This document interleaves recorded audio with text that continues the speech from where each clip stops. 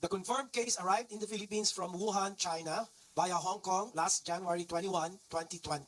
There will be no face-to-face classes and sessions until we are assured of the safety of our children and our teachers. Authorities believe schooling can continue even from home. They are implementing distance or remote learning, a method that delivers lessons through various ways, including online, television, radio, and printed materials. Welcome to Tell Me Your, where you can express yourself freely. This is Catherine Malang, an ISTJT and the Sagittarius, your interviewer for today.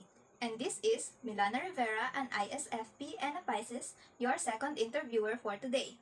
Welcome to our episode 1 of When Pandemic Hits. Today, we'll talk about the effects of COVID-19 pandemic in the Philippine education. The novel human coronavirus disease 2019 or COVID-19 was first reported in Wuhan, China in 2019 and subsequently spread globally to become the fifth documented pandemic since the 1918 flu pandemic. January 20, 2022, when the first COVID-19 case happened in the Philippines. With the COVID-19 pandemic, issues on education in the Philippines have worsened.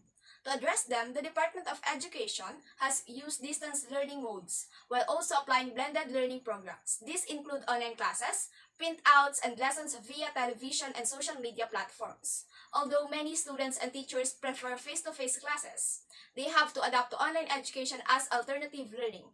The Department of Education and the Commission on Higher Education have given us a variety of options to continue our education, such as online classes and distance learning, because they believe that we should never let the pandemic prevent us from learning. Despite the cries for an academic break from some teachers, students, parents, and other facilitators when the pandemic hit us passionately and quarantine happened. Is continuing education during the pandemic, however, a preferable choice considering the numerous consequences of COVID-19 on Philippine education, most of which are detrimental? Let's elaborate on the answers to that together with our two chosen honorable guests for today. On ginagamit pronunciation. So kung makikita nyo sa mga dictionary natin, kapag A round of applause to our first guest for today. Miss Ronelyn, please introduce yourself freely. Good day everyone! It's great to be here. I am Ronelyn Kayanan, a third-year student from BPSU Dinalupihan campus under the course making of Bachelor of Elementary Education. How's the school lately, Miss Ron? I guess it's okay since we're already studying face-to-face. I mean, it's better than the previous method of education where the only means to continue learning is through the help of my gadgets. At least now, if I face difficulty in my studies, I can ask for help personally. Good to hear that you're already adjusting. Now let's proceed to our questions. Are you ready? Yes! First, what was the most challenging aspect that you experienced during the pandemic? I think the most challenging thing that happened in my education is the mental health aspect. Due to the guidelines of quarantine, we have to stay in our respective homes. I can't hang out with my friends whenever it's getting heavy. I had to sacrifice a lot in my mental state just to pass a certain activity, hoping to get at least a passing score. I had to schedule my everyday life. If I really needed to, then I'd get a 5-minute breakdown because every minute is valuable since I'm a working student and also I must help with household chores too. Let's proceed to the second question. Do you think that COVID-19 impact your ability to learn or study? Absolutely. Since I'm a working student, I found it hard to focus on my studies. I had files of work and school backlogs to do. I thought I wouldn't surpass it at all. I'm not a robot. There are times that I forget to do a certain task, and then I'll submit it late, never minding its quality. So yes, my learning skills have been affected because of the pandemic. It was hard to regain your mental state because you feel like you're in a never-ending cycle, waking up to attend class and sleeping late because you had to work first to be able to sustain your studies. Now, we're down for the last question for you. What do you prefer, virtual learning or physically attending class? With all of my answers earlier, I'm sure you know why I choose physically attending class. Alright, thank you for the meaningful and exciting talk with you. You did great for continuing amidst of difficulties, Miss Ron.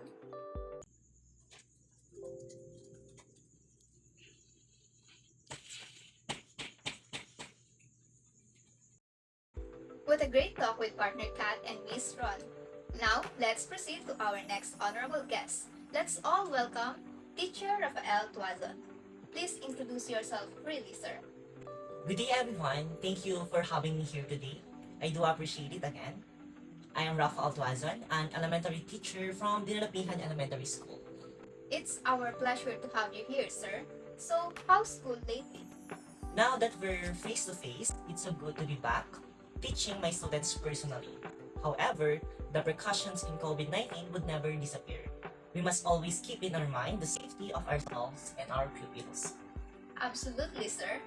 As according to FS Hughes, safety brings first aid to the uninjured. So, why did you become a teacher? What inspired you?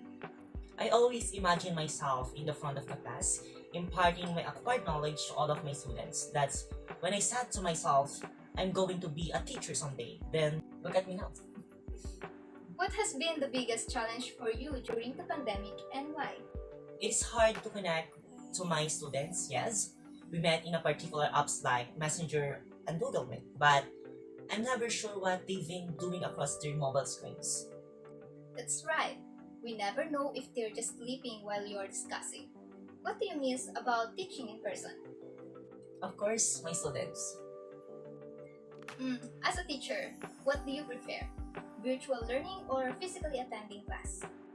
Of course, physically.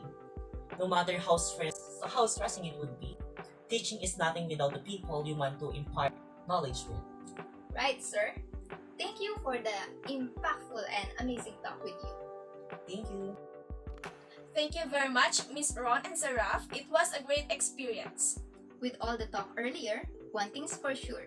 Education is a right, learning is a choice as according to Host Rosser.